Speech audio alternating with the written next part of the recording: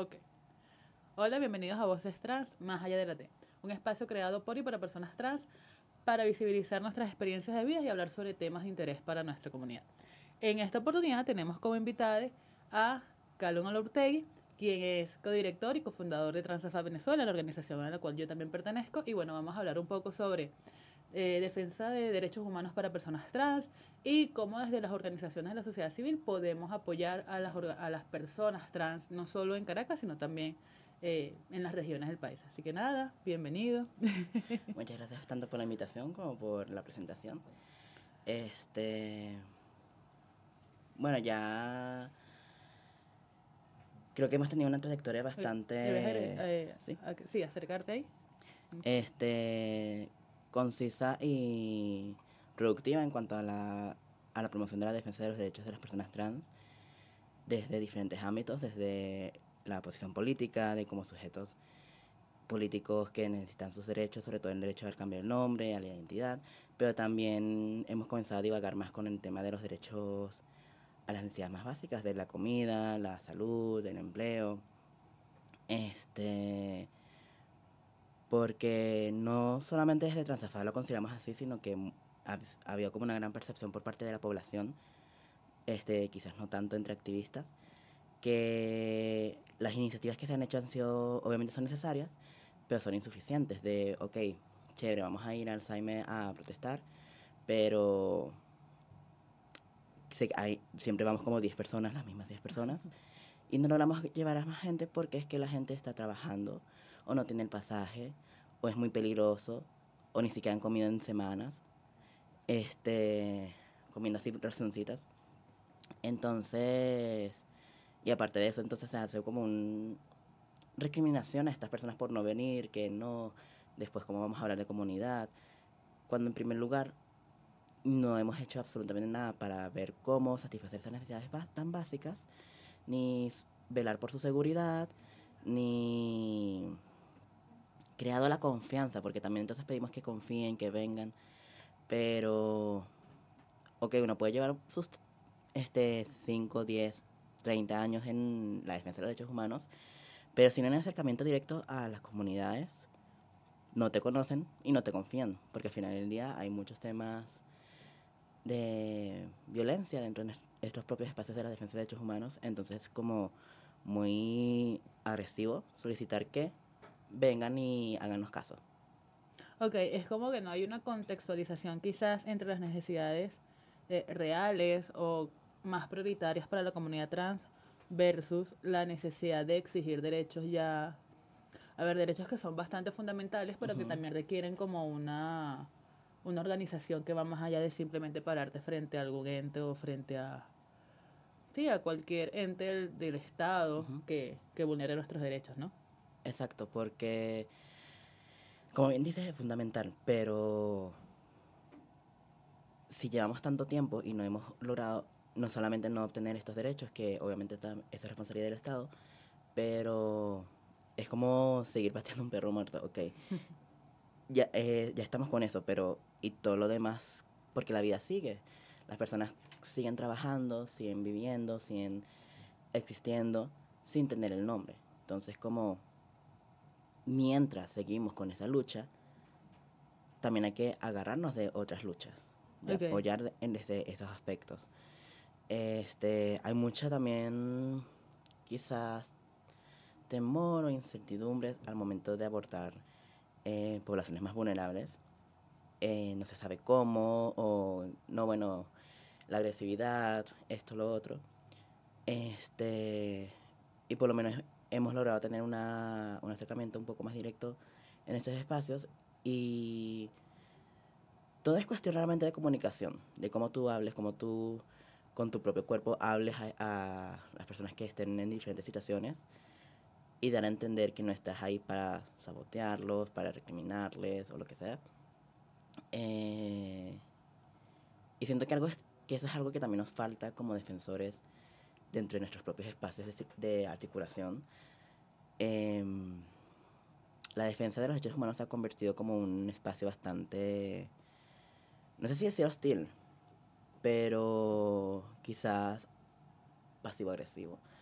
para nosotros mismos. Entonces, como si tenemos estas dinámicas no del todo saludables o respetuosas, eso obviamente se ve reflejado en cómo nosotros traemos a la comunidad y cómo nosotros logremos articularnos en pro de esta.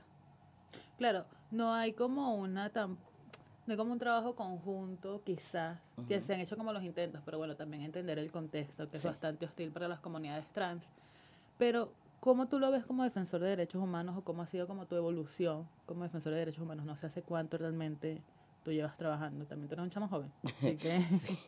Este, mm, bueno, para denominarme como defensor, realmente diría que ya cuando estuvimos formalizando Transafab, Okay. pero como activista o como acompañante, llevo, por lo menos realizaba bastante activismo virtual desde los 15 años más o menos. Y también, bueno, este acompañamiento, que en ese momento no sabía que eso era El como, acompañamiento. sí, simplemente que, bueno, conozco mucha gente en situaciones de violencia y tengo como ideas de cómo apoyarles, lo que sea, bueno, lo hago. Este, mm, pero bueno, ya un tiempo que estuve fuera del país, entonces también me dediqué al acompañamiento a migrantes, a cómo hacer valer sus derechos, que nos se vieran violentados o vulnerados, de que les pidan documentos que no tocaban o que les hicieran una jugarreta allí. Ahí fue cuando me involucré mucho más allá en el tema de la educación bajo la perspectiva de los derechos humanos.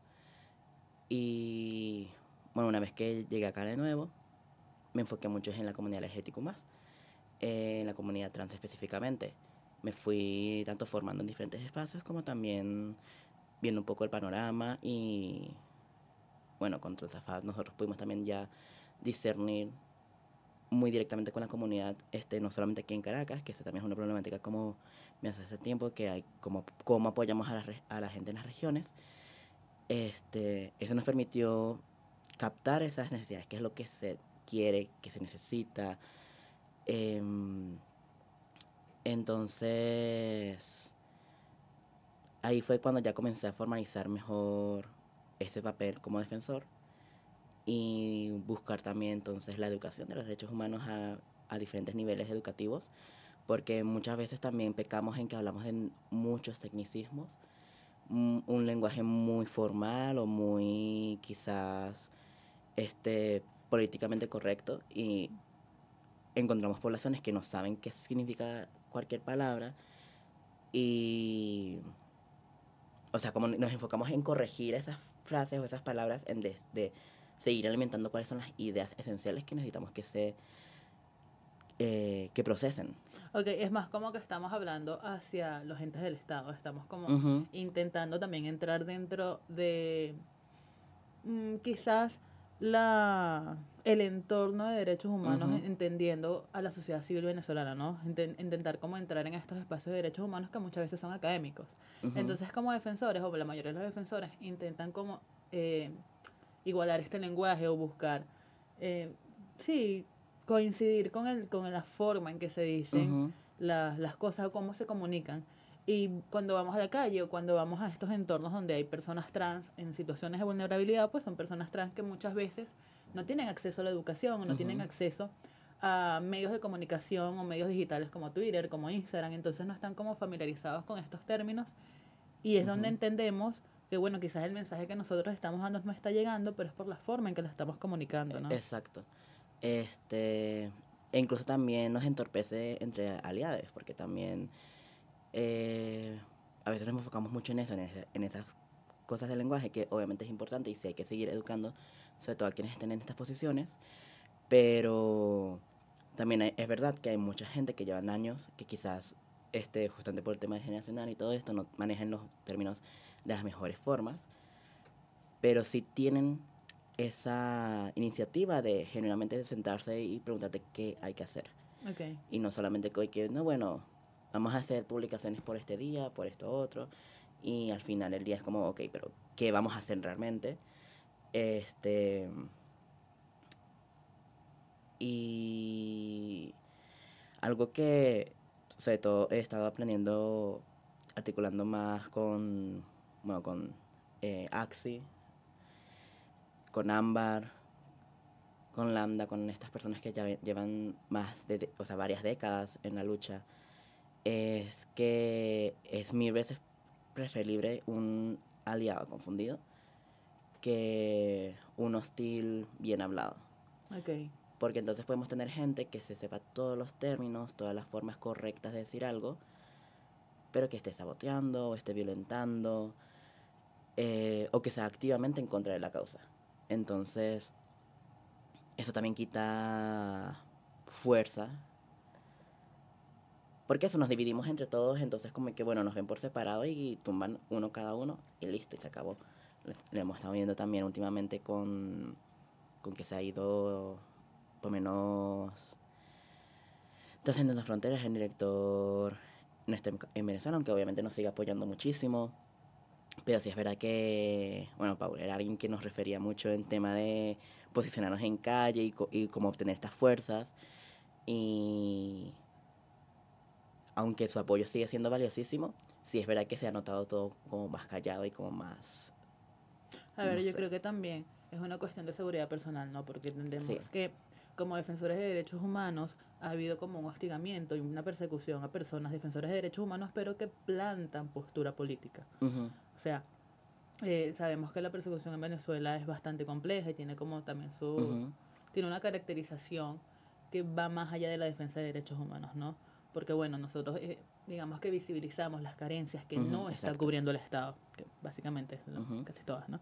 Entonces, quizás como comunidad trans y involucrados en movimientos LGBTQ+, también hemos estado como superditados a otras personas, ¿no? ujú, Porque bueno, hay muchos líderes, hay varios líderes que han tenido que huir del ujú, país por exacto. razones de hostigamiento, por razones de persecución política y también por necesidad personal, que Ujú, por lo menos el año pasado algunos se fueron, pero fue porque, bueno, quizás la defensa de derechos humanos no les permitía acceder a un trabajo digno, porque, bueno, buscan sí. tu nombre en internet y lo primero que sale es tu lucha como defensor de derechos Ujú, humanos, como activista, entonces por ahí ya son como barreras sí. adicionales a lo que ya vivimos como personas trans.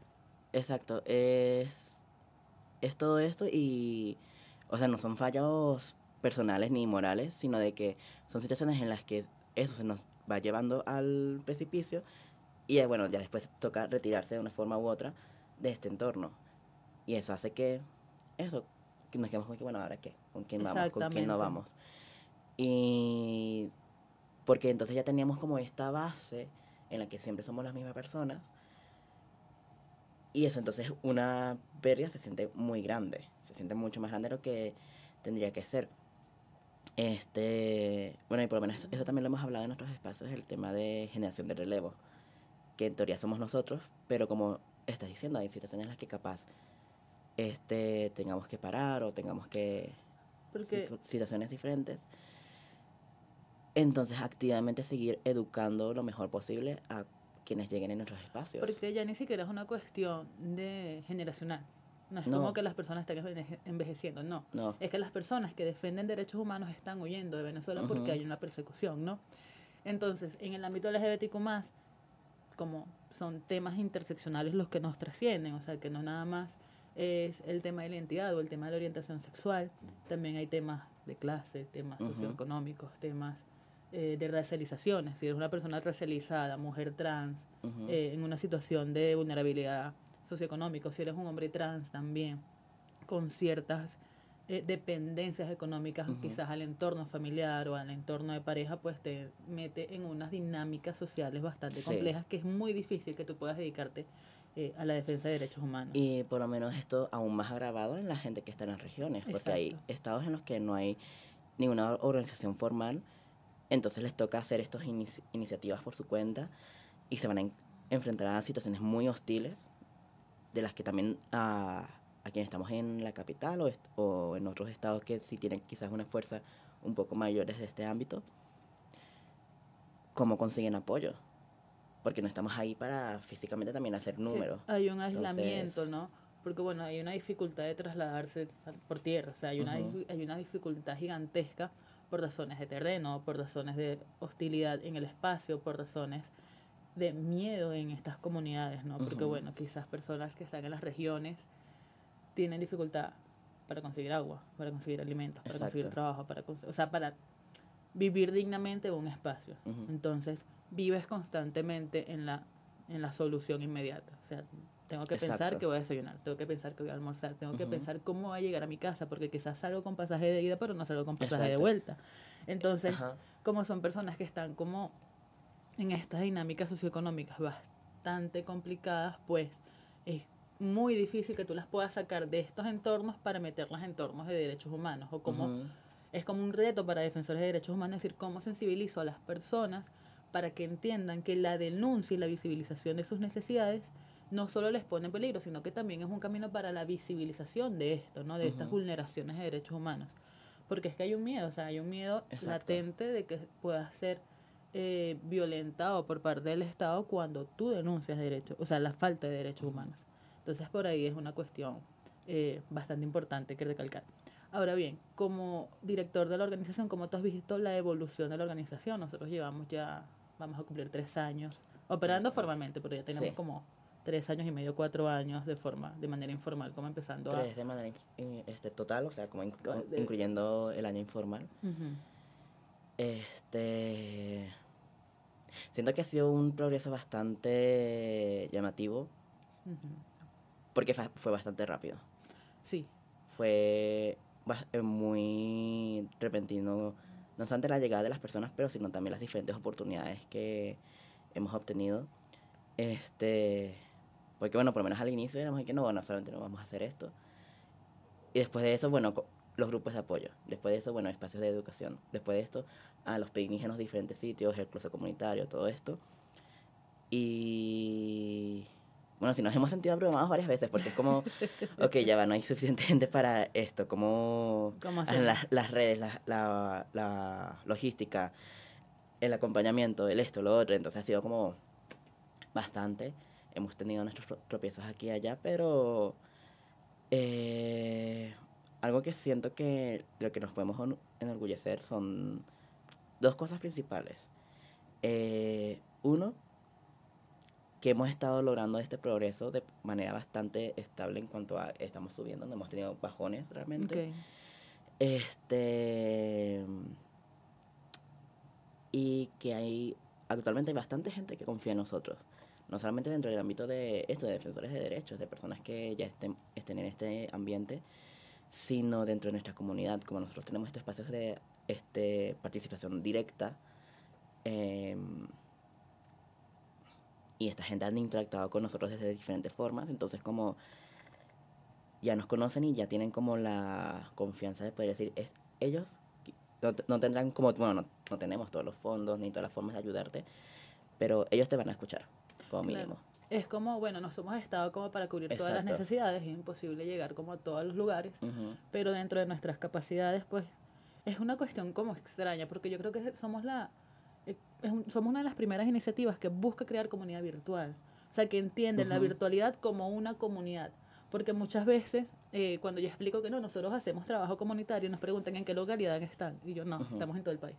Pero ¿por qué? O sea, y es cuando empiezan empieza como a cambiar este enfoque, porque nosotros como jóvenes, como personas trans, entendimos que hasta cierto punto en nuestras localidades muchas veces estamos solos, Ujú. porque si una persona cisgénero no conoce a nadie trans, lo más seguro es que uno como trans tampoco. Exacto.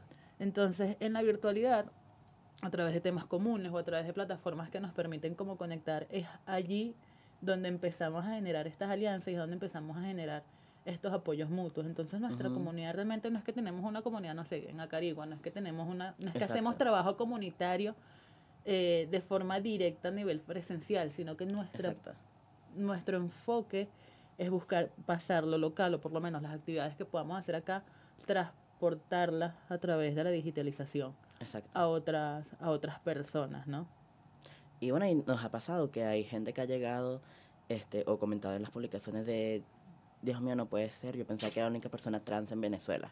Exacto. Y bueno, y tú mismo pensabas que eras la única persona, no solamente trans, sino queer en Falcón. Y ahorita hay un grupo bastante considerable allí en Falcón.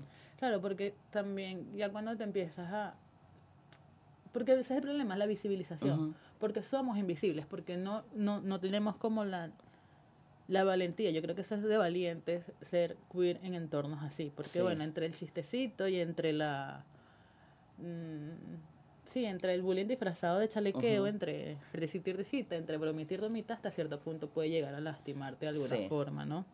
Entonces, como tú creces en estos entornos que realmente son bastante hostiles, aunque parecen que no, aunque parece que te ujú, aceptan, pero si eres tú el payaso de toda la conversación, pues mira, tan aceptado no eres porque, bueno, no pasas exacto, desapercibido. La única forma de pasar desapercibido es que no sepan que tú eres queer. exacto. Entonces salir de eso y ser como las primeras personas da mucho miedo porque es Exacto. como no hay, por lo menos aquí, bueno, tenemos ya precedentes de qué ocurrirá, qué puede ocurrir si salgo del closet.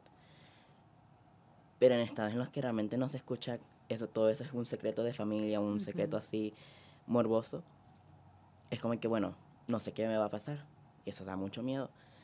Este, y por lo menos también hemos encontrado una dificultad en Valencia. Ujú. Y la gente se sorprende como que, ay, pero ¿por qué no? ¿Por qué es tan difícil allí? Sí, bueno, esa es la ciudad de... Es como que por eso. Exactamente, porque es el estigma de que esa es la ciudad de los maricos, Entonces, con aún más razón, no quieren ser señalados como, como ay, el gays. valenciano, obviamente. Exactamente. Porque, nuevamente, un tema de visibilidad es esencial para todo esto, pero también es algo que la visibilidad llama la atención, obviamente, también de la gente que detesta todo esto. Entonces, mientras más visible, mayor hostilidad también. Entonces también cómo crear estos espacios por lo menos yo lo veo porque yo empecé dentro de la organización, yo no me sentía como un líder, sino que yo me sentía como parte de, como un participante más. Ujú, Entonces era como que era encontrar este espacio en el que no soy el raro, no soy el único, no soy el payasito, ¿no? ujú, De las conversaciones, sino que soy uno más. Soy parte de un exacto. espacio comunitario en el que todos estamos más o menos en las mismas circunstancias y podemos compartir Ujú. experiencias, ¿no? ¿Y cómo cambió este enfoque de buscar generar comunidad a la defensa de derechos humanos? ¿O cómo tú lo viviste como quizás líder de como Mm, este pequeño grupo, ¿no? sí, sí fue un cambio para mí notorio porque yo nunca quise ser líder. Era como que no, a mí me gusta acompañar, a mí me gusta estar muy detrás de las cosas. Este, pero ha sido un poco que, bueno, si toca, alguien tiene que hacer las cosas. Porque no nos considero que, si nosotros agarramos y le decimos a la gente qué hacer, sino, mira, aquí tienes herramientas. Tú quieres hacer algo, te apoyamos. Porque y algo que también he notado dentro de estos entornos es que a veces la gente también tiene esta visión de las colectivas, agrupaciones, etcétera, de, estos son gente que ya los saben todo y tienen los recursos para hacer las cosas. Ujú. Y entonces cuando nosotros estamos ahí mismo en nuestros espacios y y comentamos las diferentes dificultades, es como, no, son también personas que del día a día, y bueno, por lo menos tú y yo que ni siquiera tenemos como, no somos politólogos o trabajadores sociales, realmente todo lo aprendimos a media A ver, porque autodidacta sí, realmente, más que autodidacta, es porque, bueno, o por vivimos la experiencia, experiencia ajá, trans. Entonces, justamente lo estaba como conversando en estos días, que es bueno, nosotros, porque muchas veces muchos defensores de derechos humanos dentro del ámbito LGBTQ+, se ocultan detrás quizás de su profesión. ujú, O sea, por ejemplo, soy un estadista o justamente soy un trabajador social, un psicólogo social. Entonces buscan estudiar las experiencias trans desde el privilegio de la cis ujú, heteronormatividad. Bueno, no la heteronormatividad, pero sí la cisnormatividad. Es decir, son personas LGBTQ+, pero que son cisgénero. ujú, Entonces tienen una mayor ventaja o tienen mayor acceso a educación, a exacto, acompañamiento familiar y a acceso al trabajo. Entonces, ujú, desde estos privilegios buscan aportar a la comunidad trans, pero no entienden que tienen un sesgo de exacto, cisnormatividad. O sea, piensan que la cosa es muy fácil. En cambio, nosotros como personas trans entendemos que no es tan fácil llegar a estos entornos, no es tan fácil calarte 5 años en el que no te están respetando tu identidad, en el que no te ujú, están respetando ni tu nombre, ni tu experiencia, ni tu forma de vivir la vida, ni tu forma de ver tu cuerpo, de que te dicen que los hombres tienen pene y las mujeres tienen vaginas ujú, y se acabó, porque la medicina dice esto, no, porque los humanos no solo somos cuerpos, no solo somos corporalidades. Entonces, cuando tú vas a buscar apoyar a las personas trans o cuando tú vas a abordar ciertas problemáticas, pues no los puedes hacer desde estos sesgos, ¿no? ujú, Que son cisnormativos, porque bueno, nada más Y hay además, dos y además sexos. porque entonces muchos de estos también caen en que lo que hacen para estudiarnos, porque encima es Exacto. esta otra cosa, que se nos vuelve un sujeto de estudio meramente, no un sujeto político que puede también hablar. Entonces, Dios mío, Tranquilo. este, muchas veces nos abordan es a través de cuestionarios. Y Ujú. un cuestionario no te va a decir cómo yo me siento llenando esto, o decir todas las demás problemáticas que quizás no curas aquí. Entonces tú agarras tu cuestionario, muy bonito, lo pones en número, hablas de eso y ya. Y eso al final del día crea esta división bastante de la otredad, de no, esos son los otros y nosotros estamos aquí. Pero también justamente dentro de estos ámbitos de activismo y entonces se nos ve a quienes somos líderes de alguna forma como esta entidad superior, Ujú. que son quienes, no, ustedes toman las decisiones y ya. Exacto. Y muchas veces la gente se sorprende de... O sea, muchas veces ni siquiera, por lo menos a mí me pasaba bastante seguido que no se dan cuenta que también soy parte de, como de, esto de la directiva de Transafab, sino que estoy como o voluntario o que solamente soy alguien allí. Y a mí honestamente me gusta más eso. Este, porque me permite como también recibir como este feedback que quizás No se lo dicen a a alguien. alguien que perciben como líder. ¿Por Ok. qué? Porque hemos tenido bastante satanizado el hecho de reclamar a los líderes, cuando es algo que debería ser lo normal.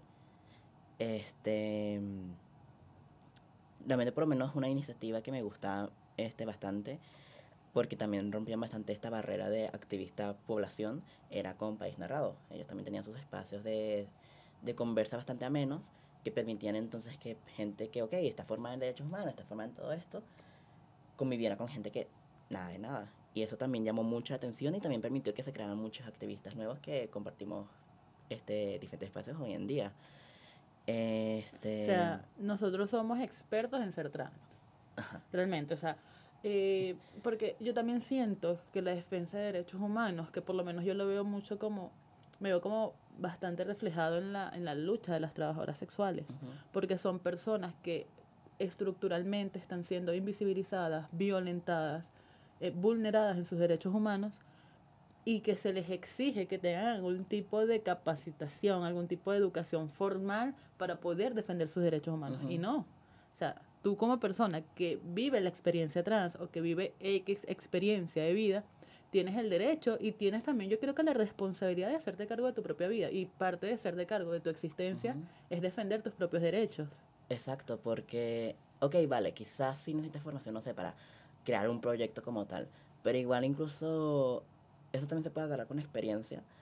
Y es que igual siempre ha existido el tema del consultores, porque no tienes entonces para tu proyecto para las personas trans, para trabajadores sexuales, para personas discapacitadas, porque en tu equipo no tienes gente dentro de esta comunidad, quizás no sean académicas y quizás no entiendan todo lo que tú estás diciendo ahorita, pero te pueden decir qué es lo que hace falta y cómo qué se necesita, qué y cómo decirlo, porque entonces también tú abordas, por lo menos con el ejemplo de trabajadores sexuales, mucha gente que se cohíbe del tema de abordarlas, porque no, bueno, la agresión, o es que no sé, me da miedo, este, pero ha existido ya por varias décadas la asociación de Amar Contigo, que las acompaña, porque más allá de abordar, las acompaña durante sus diferentes procesos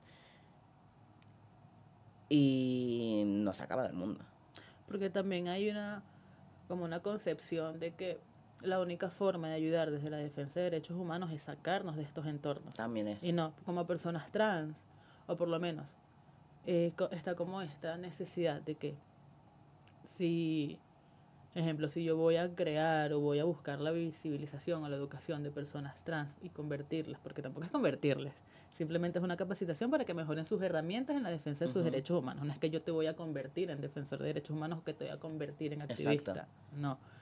Eh, buscar la forma de acompañar en el contexto en el que estás, porque quizás tú no quieres salir de allí. Ujú. Quizás tú, por ejemplo, no quieres salir de tu ciudad o de tu pueblo porque te Ujú. gusta tu pueblo, porque es bonito, porque el clima es chévere, porque hace Ujú. frío, porque X cantidad de cosas más allá de tu identidad.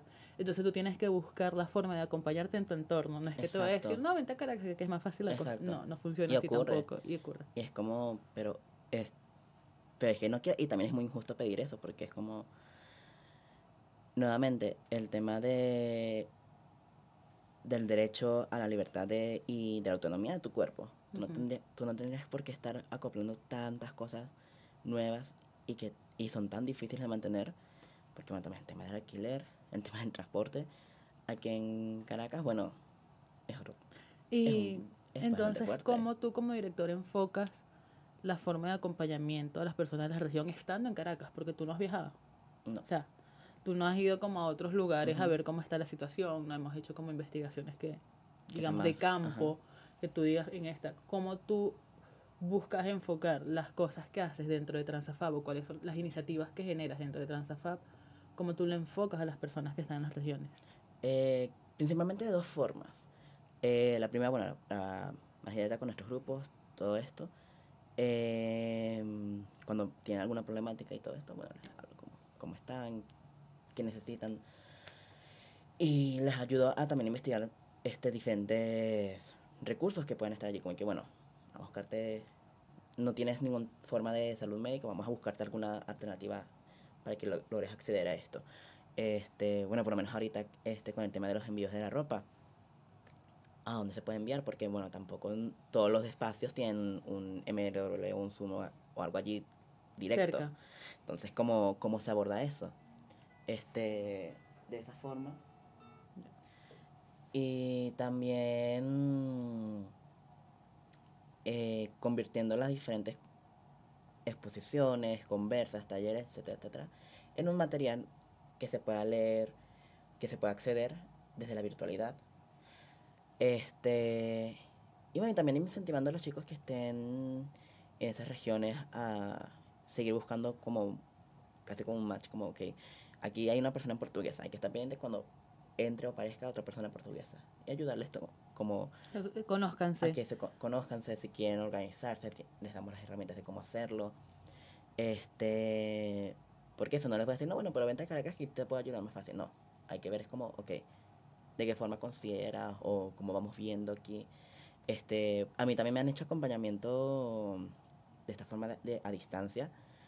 Entonces, busco emplear como que, ok, a mí, ¿qué me ayudó de esa virtualidad o de ese enfoque? Y aplicarlo un poco entonces a las chicas que nos van llegando de estas regiones, sobre todo las que están más aisladas, porque bueno, tenemos otros espacios en los que, bueno, por lo menos en Coro, que está el grupito, en Barquisimeto también hay otro, Maracay, Valencia, entonces después eso, tenemos a una persona portuguesa, una persona de Coges, entonces como que, ok, a estas personas como están un poquito más pendientes de qué está ocurriendo por ahí. Porque O sea, como hay estar más pendiente aislamiento. de sus vidas y estar pendiente de involucrarles como en temas importantes para ellas, ¿no? Uh-huh. Porque yo creo que principalmente es los grupos 24/7. Creo que eso es lo que más nos enfocamos y también porque es como un activo pasivo nuestro. Uh-huh. Porque básicamente yo siempre digo como que, bueno, ese es un grupo de amigos que siempre va a haber alguien que pueda ayudarte. Uh-huh. O sea, porque no es que nosotros estamos personalmente todo el tiempo escribiéndole a N cantidad de personas. Todos los días, hola, ¿cómo estás? ¿Cómo vas? Sino que si alguien tiene una necesidad, si ha sido violentada, pues puede escribirlo por el grupo y tenemos voluntarias, tenemos... sí, voluntarias que básicamente lo que hacen es que el acompañamiento difieren las personas, buscamos la forma de apoyarles, por ejemplo, que una persona sea discriminada de, no sé, en el seguro social de tu cupita por allá metido. Entonces escribe a los grupos y a través de nuestros voluntarios buscamos la forma y a través también de los aliados que tenemos de diferir sus casos para que por lo menos tengan algún acompañamiento virtual, porque en muchos lugares no hay acompañamiento institucional, porque básicamente eso es, la institucionalidad en Venezuela está completamente abandonada. Sí.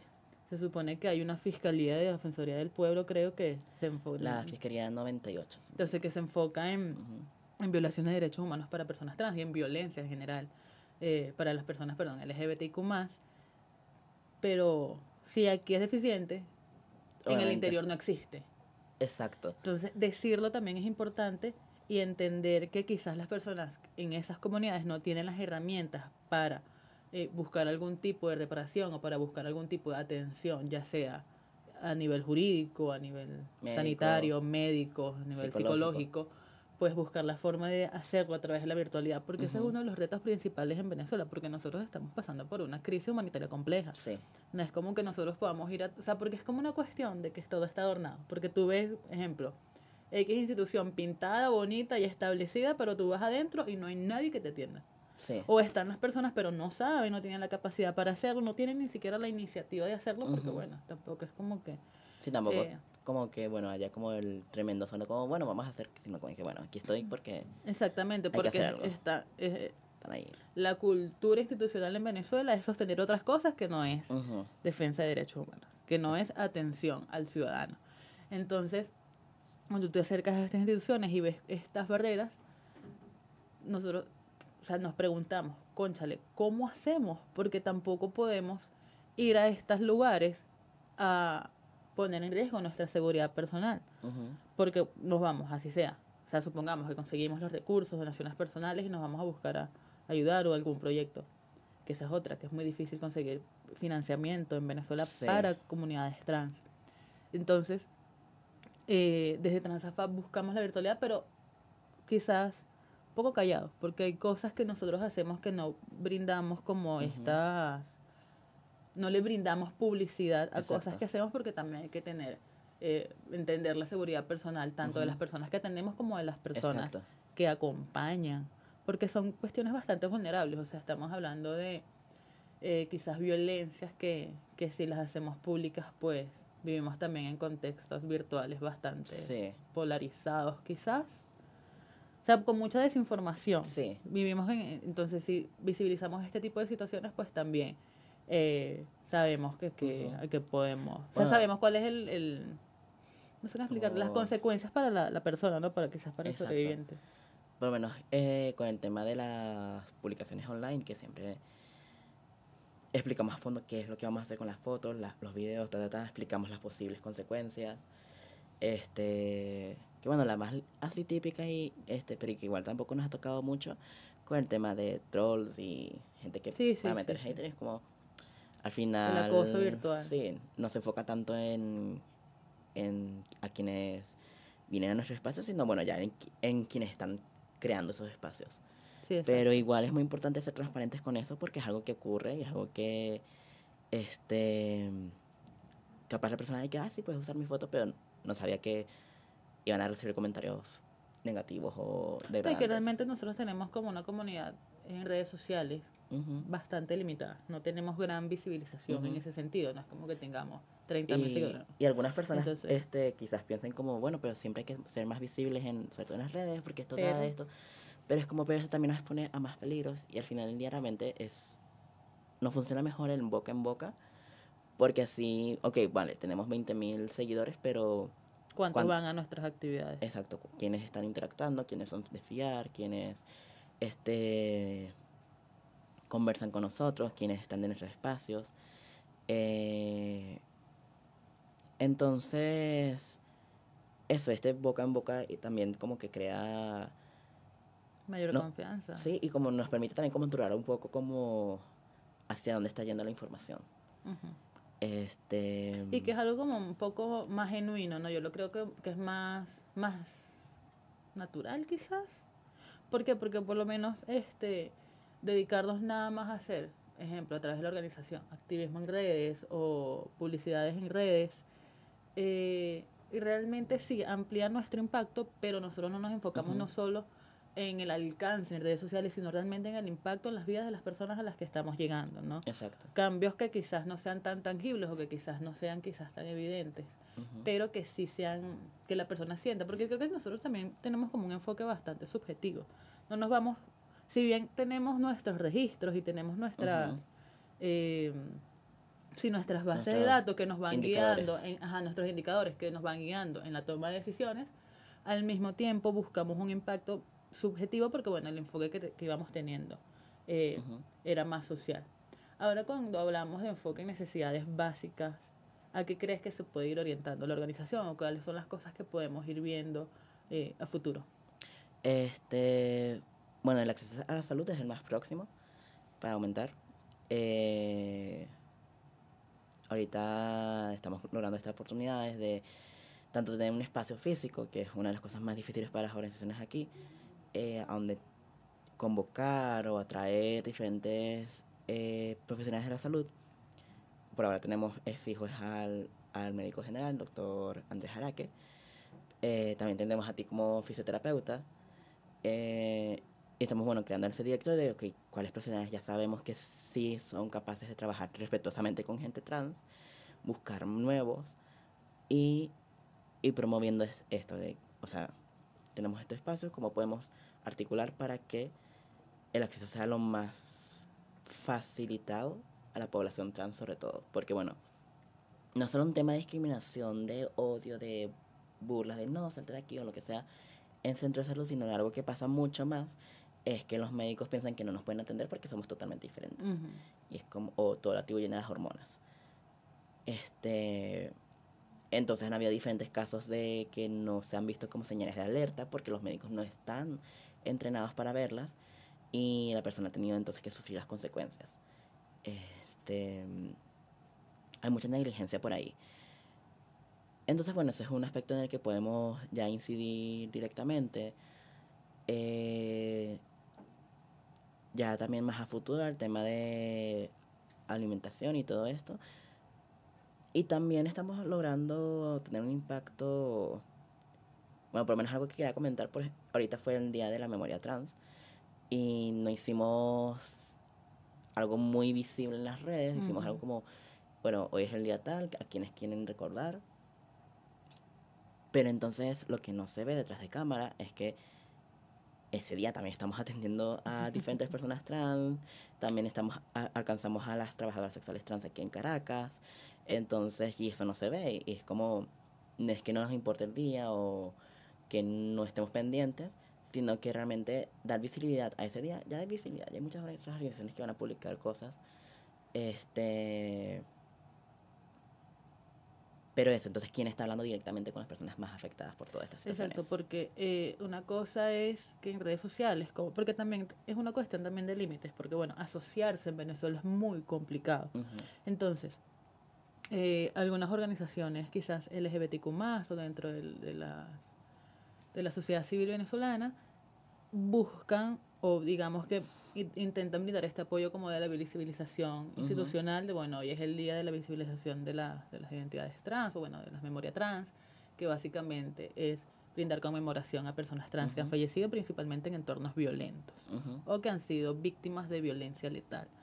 Entonces, bueno, brindan estas publicaciones, pero también como comunidad trans tenemos que tener claro que quizás no es como un reproche, sino que es una llamada de atención, ¿no?, a las organizaciones de derechos humanos LGBTQ+ en Venezuela, que no es nada más visibilizar estas conmemoraciones. ¿Por qué? Porque no lo hicieron las personas trans. Es una conmemoración que se hizo institucionalmente para conmemorar. Pero las personas trans igual seguimos viviendo y seguimos necesitando atención. Entonces quizás esos días, no tanto enfocarte en ese tipo de visibilización, sino en el trabajo de calle, porque realmente la comunidad trans lo que necesita es trabajo de base. Sí. Atención de base.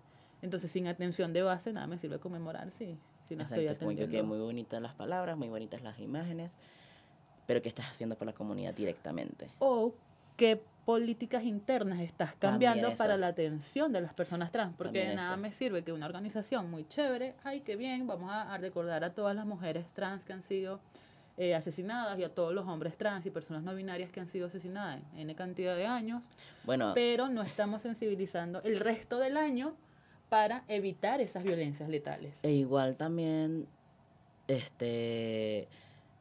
así vi varias publicaciones de, sí, bueno, el Día de Memoria de las Personas Trans. Y todo era de mujeres trans. Y es como que, a ver, justamente este año hubo bastantes asesinatos y suicidios de hombres y personas no binarias trans. El mes pasado hubo un suicidio, también estuvo el caso de Amor Madera, el año pasado. Y es como, ok, sí es importante recordar siempre todas las muertes hasta ahora aquí en Venezuela, pero también hay casos recientes que no tienen la visibilización que necesitaría. Y seguimos siendo personas trans. Entonces muchas instituciones esas agarran personas trans para referirse solamente a mujeres trans. Quizás. Y es como, Y es importante acotar que esto no es culpa de las mujeres trans. Esto ya es un tema de las personas cis que solamente ven mujeres trans. Y eso es lo trans. Y es como que no, también estamos todas estas corporalidades, todas estas vivencias. Y bueno, ahí también nace un poco nosotros de, bueno, brindar visibilidad a las personas trans Transafab. fan que sean otras masculinas o no binarias o género fluido y tal, porque no había. Y aún hay ciertas deficiencias en eso. Pero, y aparte de eso, también el tema, nuevamente, las políticas internas, también de, ok, bonitas tus publicaciones, quizás hagas alguna actividad, pero entonces resulta que dentro de tu espacio no tienes ninguna forma de mecanismo de proteger que una persona no tenga que usar su Su nombre dev legal, name. por ejemplo. Porque, bueno, son políticas que desde Transafab no solo, o sea, siempre tratamos de tener la llamada de atención eh, para que haya un cambio real. Porque a mí de nada me sirve que tú generes proyectos para la comunidad trans sin que las personas trans sean parte activa del proyecto. Exacto. O que tú incluyas a las personas trans dentro del colectivo o dentro de, digamos que del paraguas LGBTIQ+, pero estén rezagadas o que tengan un presupuesto muy limitado o que las cosas no sean que no se realicen de manera digna. Porque, ya disculpa, para terminar la idea. Yo siempre digo que si tú a un embajador lo sientas en el mejor asiento, porque a la persona trans la tienes que sentar en el suelo. Porque si a un embajador lo vas a llevar al mejor hotel, porque una actividad de las personas trans tienes que hacerlas en un parque. Entonces, allí es como si tú vas a pedir presupuesto y vas a pedir recursos financieros, económicos, humanos, búscalos de calidad, no busques de menor calidad, porque yo sé que es difícil que se financien proyectos para personas trans, pero si nosotros como defensores de derechos humanos y como personas venezolanas LGBTQ+, que estamos buscando proyectos, no le damos esa importancia a la comunidad, pues nos van a seguir dando migajas. Ajá, aquí dos cosas y ya para ir cerrando. La primera, que eso mismo, o sea, siempre nos relevan a asistentes, consultores, pero bueno, en la toma de decisiones, ¿dónde estamos? Exactamente. Y aparte de eso, que siento que justamente eso, de que siempre nos dan como las actividades como con las migajitas, en parte también eso hace que la gente trans también se sienta como, o sea, porque eso se siente, eso se nota. Entonces que no quieran ir a las actividades, porque entonces es que, ay, qué difícil convocar a la gente trans. Y es como que, obviamente, sí, después lo que tú ofreces en comparación a lo que ofreces en otros espacios es mucho menor. Y por lo menos algo que nuevamente le aplaudo a País Narrado, pero también quiero mencionar a Ukira, por lo menos en una día de la visibilización trans con País Narrado, eso fue bastante bonito. Eso fue allí en el Impact Hub, hubo una especie de entrevista con varias personas, era todo bastante formal, bastante educado. Y después de Ukira hicieron este grupo focal de salud menstrual también con gente trans y no hubo ningún cambio en cómo trataban a las mujeres trans, a cómo trataban a los hombres trans en cuanto al tema de uso de materiales y recursos. Y eso se nota muchísimo, el entusiasmo y esa iniciativa de, porque entonces estos otros espacios es como lo mínimo que hay y es como bueno. Exactamente. O sea, se nota cuando minimizas la experiencia trans a través de tus proyectos. Exacto. Entonces, desde Transafab buscamos esta dignificación. Ahora, pregunto, nosotros hemos crecido exponencialmente, realmente tenemos como un alcance y un reconocimiento que es de enorgullecerse, ¿no? Pero, ¿cómo conseguimos temas de recursos? Principalmente, recursos humanos, recursos financieros y recursos materiales. Bueno, hasta ahora hemos principalmente logrado avanzar por temas de alianzas. El tema de organizaciones y activistas y actores clave que nos dan o espacios o recursos o todo esto, por lo menos las chicas de Ukira nos han brindado muchísimo apoyo de diferentes ámbitos, tanto de materiales como de ayudarnos a cómo gestionar diferentes cosas y cómo hacerlo justamente que no parezca que solamente estamos dando migajas y ya. Pero también en otros espacios, por lo menos con Tinta Violeta, en las ferias de sensibilización que se hacían, nos brindaban el apoyo con el panel de la ropa. Nuevamente ahorita también con Alba Contigo, que nos apoya muchísimo en temas de diferentes materiales y espacios ahorita. Con País Axi. Narrado, con Axi, justamente con Edgar Carrasco directamente, que nos ha apoyado muchísimo desde temas de gestión, capacitación, diferentes materiales y el alcance también de hacernos networking y todo esto. Pero hay que, y bueno, y también nosotros mismos de postularnos a las diferentes fondos, lo que hay por allí. Pero también hay que hacer un llamado y por lo menos algo que se hizo en el GATE, en la Conferencia Internacional de los Derechos Trans. Que tuviste el placer de ir. Que allí iban varios financistas. Entonces, un tema que también nos ha tocado ver es que no quieren dar financiamiento a servicios directos porque se supone que eso es algo del Estado.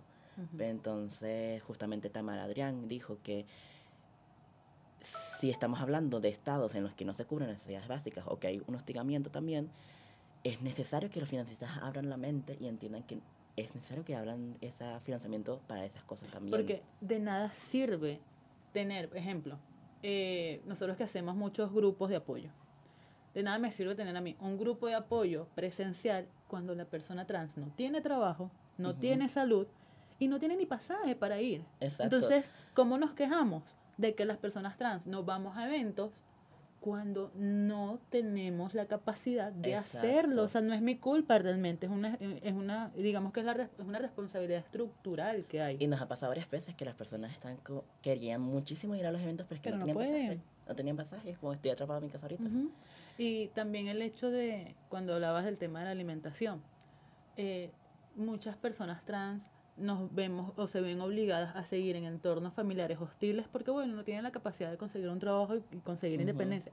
Entendiendo también el contexto venezolano, pero es algo que pasa a nivel mundial realmente. Sí. Entonces, también tenemos personas que terminan en el trabajo sexual o terminan en trabajos informales que realmente, que inclusive hasta pueden lindar en la legalidad, que por necesidad tienen que recurrir a estos medios para poder sostenerse. Entonces, tú dices, como yo le doy la vuelta y como yo voy a culpabilizar a alguien que no vaya a X evento o a X convocatoria, si no tenemos los servicios básicos para hacerlo. Exacto.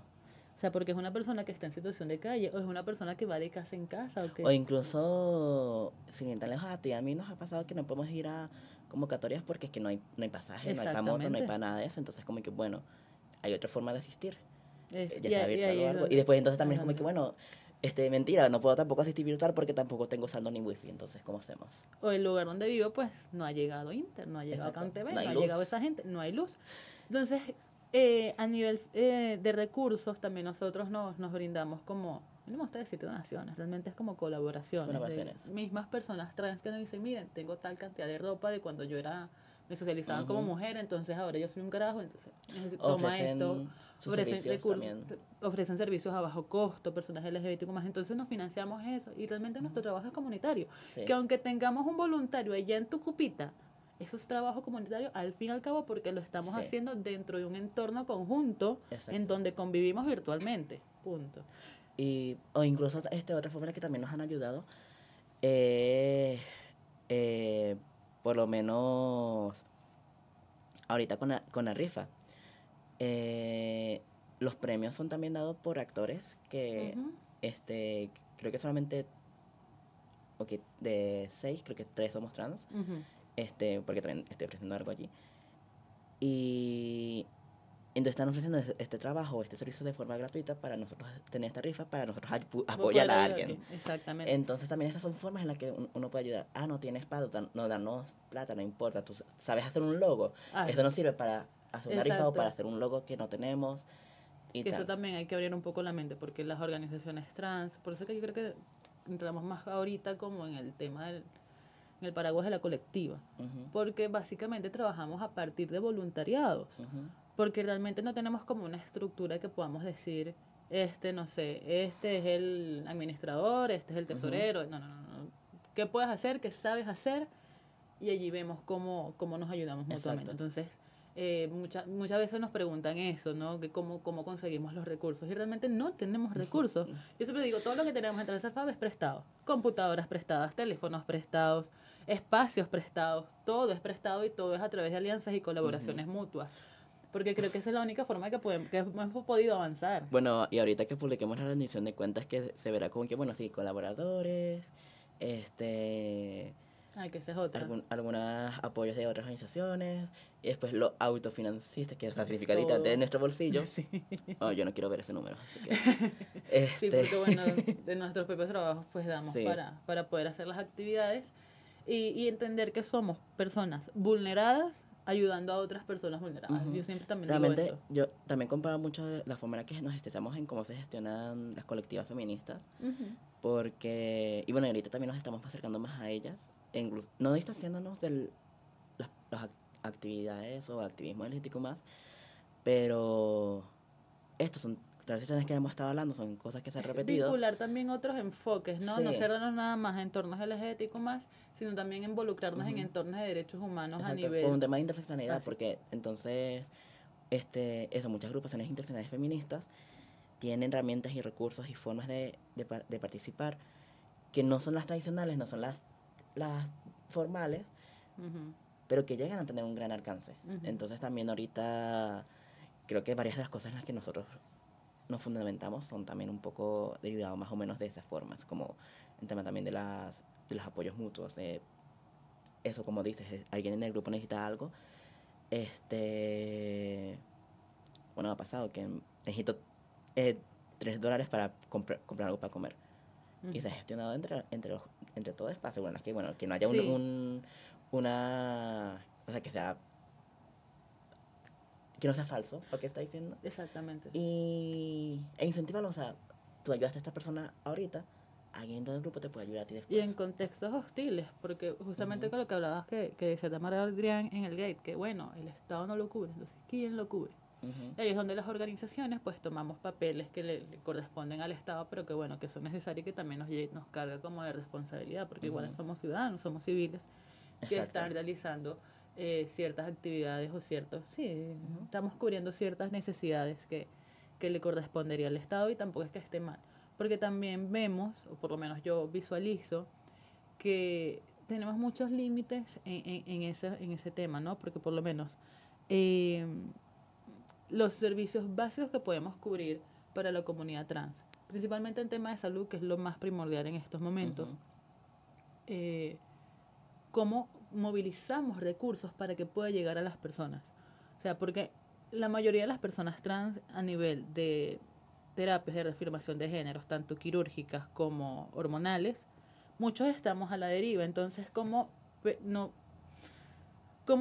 exigimos quizás? Porque sí creo que hay como una narrativa bastante reproche en general en nuestros colectivos, porque decimos, coño, porque no logramos unirnos, porque no logramos crear realmente un colectivo fuerte. Bueno, papito lindo, precioso, porque no tenemos seguridad en salud, ni seguridad alimentaria, ni seguridad de trabajo. O sea, no tenemos nada. Exacto. Entonces, ¿cómo yo le voy a exigir a una persona que se empodere si no puede ni siquiera reconocerse al espejo porque no puede optar o no puede acceder a terapias de reafirmación de género? También es eso. También mucha gente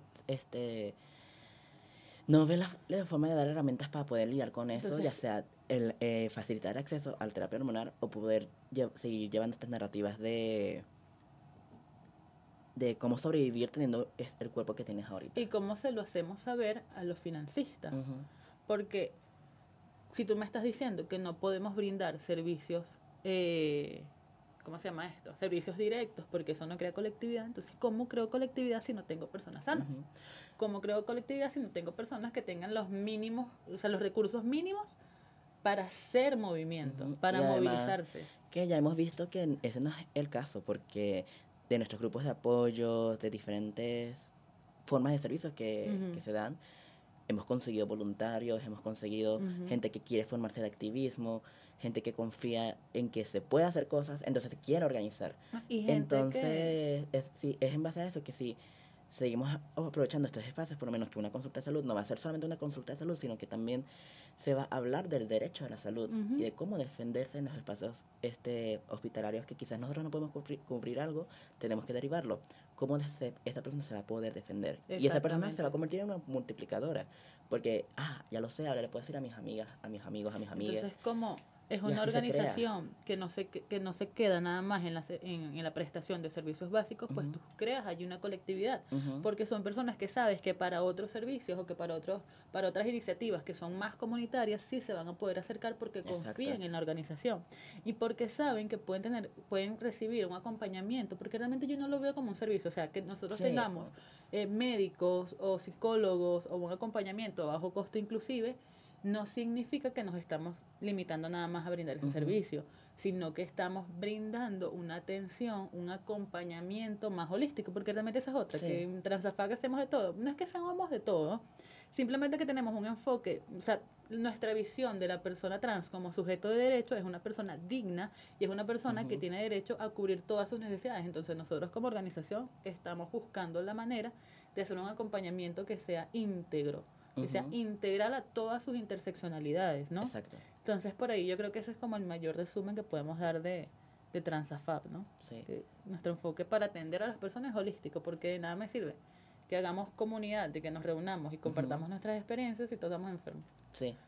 Como que, O ok, sea, bueno, chévere, que hasta aquí llegamos, chao. o sea, Y también, este, aparte del tema de la confianza, también es un tema de, bueno, sí tiene aún que seguir viendo con confianza, pero ya desde el ámbito de, esta gente sí está haciendo, o sea, no solamente son palabras, sino aquí están también las acciones. no es solamente una propuesta, sino que también nos estamos articulando para poder lograr las Ujú. cosas a pesar del contexto, ¿no? Y entonces es como, ok, si nos enfocamos en solamente construcción de movimiento y ya en ciencia pública, va a pasar todo lo que hemos estado diciendo, van a llegar las mismas 10 personas sin crear más gente. Y la situación socioeconómica y sociopolítica va a seguir se va a Ujú. empeorar o no sabemos qué va a pasar porque realmente estamos en un proceso de incertidumbre y la Exacto. gente se puede ir. Entonces, si confiamos en que el movimiento social va en uno que otro actor político de Sí. incidencia política o legislativa y esa persona pira de Venezuela, adiós lo que te pagaste porque quedamos igual en cero. Y además también creo que estos espacios y estas iniciativas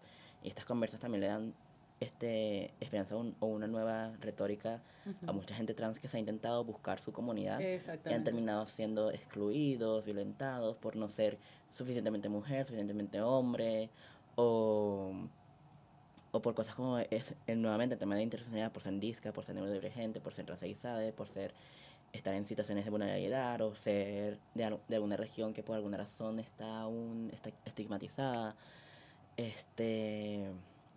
Las diferentes formas de competencia que han habido dentro de la comunidad. Y es como que aquí no, o sea... Exactamente, no pertenezco acá. Entonces, bueno, básicamente es eso, ¿no? Y yo creo que ya con esto podemos ir terminando este episodio. Ya hemos conversado bastante y bueno, nada.